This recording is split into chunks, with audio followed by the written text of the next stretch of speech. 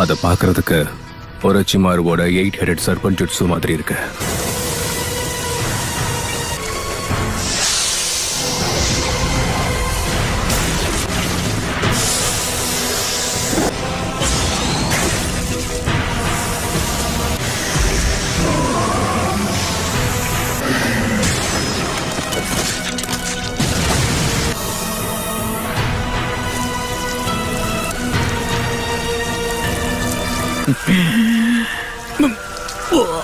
அவ்வளவுதான்.